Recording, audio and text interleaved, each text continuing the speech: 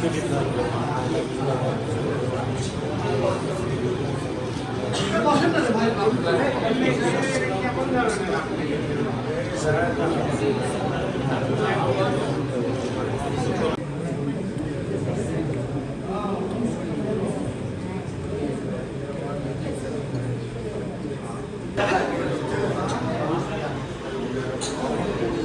জন্য আপনাদের কাছে আমরা এসেছি। আপনারা সকলেই আল্লাহর কাছে প্রাণ করে দোয়া করবেন, আল্লাহ পাক তাদেরকে যেন সুস্থ সবল করে আমাদের মাঝে যে ফিরিয়ে নিয়ে আসে। দেশের মানুষের জন্য যে ত্যাগ স্বীকার করেছে, এদিকে এই 15-17 বৎসর বেগম খালেদা জিয়াকে হাসিনা সরকার যে নির্যাতন করেছে, সেই নির্যাতনের ফলে উনি আজকে মৃত্যুশয্যায় পতিত হয়েছিল। 5ই আগস্টের পরে এই স্বৈরাচার হাসিনার পতনের পর দেশমাতা বেগম খালেদা জিয়া চিকিৎসা করার সুযোগ পেয়েছে। উনি চিকিৎসা করার জন্য দেশের বাইরে অবস্থান করছেন।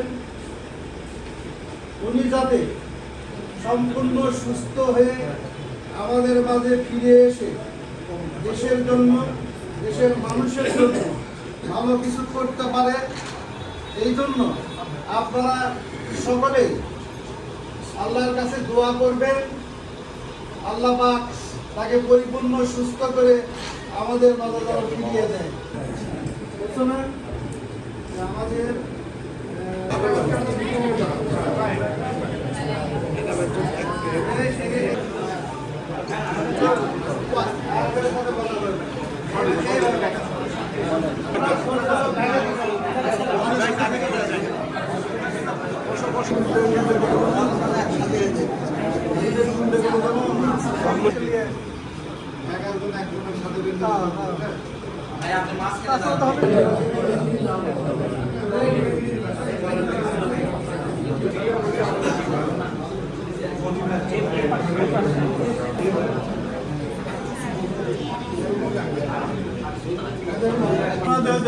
এগুলো আপনি নাই পাইনি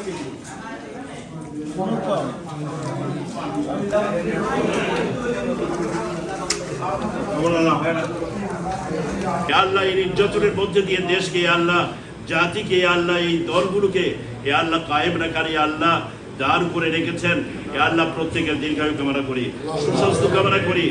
আল্লাহ আজকে যে উদ্দেশ্যে আমরা একত্রিত হয়েছি, আল্লাহ সর্বস্তরের সর্বশ্রেণীর ব্যক্তিদেরকে নিয়ে আমরা তোমার শাহী দরবারে হাত তুলেছি। দেশ ও নেতৃত্বে বেগম খালেদা জিয়া এবং তার সন্তানে আল্লাহ জ্যেষ্ঠ সন্তান আল্লাহ তারেক রহমান আল্লাহ দেশের বাইরে রয়েছে। অসুস্থ গোলামের মুতাকাদ্দিমিন মুতাআখিরিন ওনাদের আরওয়াহ মুবারাকের মধ্যে সাবির হাদিয়া পৌঁছে দাও। আল্লাহ জীবনে আল্লাহ যাটুকু নেক করেছি ভুলভ্রান্তি ক্ষমা করে দিয়ে সাবির হাদিয়া আল্লাহ তোমার শাহী দরবারে হাত তুলেছি সকলকে নিয়ে। আল্লাহ দয়া করে আমাদের হাতগুলোকে তুমি কাবুল আর মঞ্জুর করে নাও নিয়ে।